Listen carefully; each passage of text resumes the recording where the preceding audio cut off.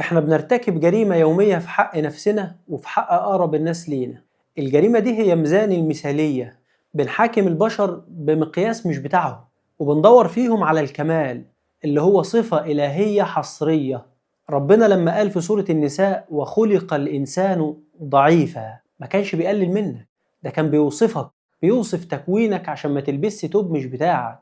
محاولتك إنك تكون كامل هي في الحقيقة منازعة لصفة من صفات ربنا. أكبر خناقات البيوت مش سببها قلة الحب، سببها سقف التوقعات اللي ملهوش سقف. الزوجة اللي مستنية بطل خارق، والزوج اللي عايز بلوجر وشيف وست خارقة في نفس اللحظة. الاتنين بيطاردوا خيال. الحقيقة إن شريك حياتك إنسان بيزهق ويقصر ويغلط، والسر مش في إننا نغيرهم، السر في القبول. ربك بيقول فإن كرهتموهن فعسى أن تكرهوا شيئا ويجعل الله فيه خيرا كثيرا. النقص اللي انت كارهه ممكن يكون هو باب الخير اللي انت مش شايفه اصلا. ربنا مش طالب منك المستحيل، ربنا قال لا يكلف الله نفسا الا وسعها. طالب منك وسعك، يعني طاقتك البشرية المحدودة مش المثالية المطلقة. ونفس المسطرة بنقيس بيها الصاحب والمجتمع وكل حاجة. مفيش صاحب جدع 24 ساعة.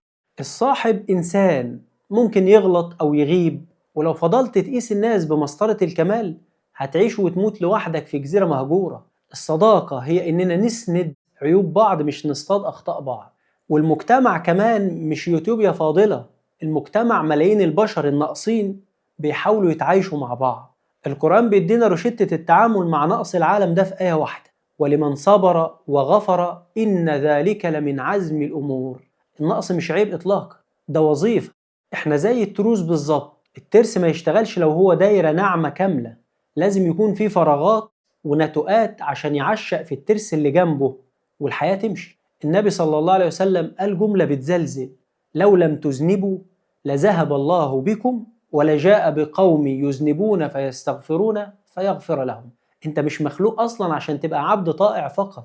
اللي مخلوق عشان يبقى عبد طائع فقط ما عندهوش اوبشن تاني، الملائكة. انت جاي عشان تغلط وترجع وتتوب، فخد بالك من النقطة دي وما تغيبش على نفسك بالتوبة. ده اعتراف نبوي إن بشريتك قايمة على الخطأ والرجوع مش الصواب المطلق.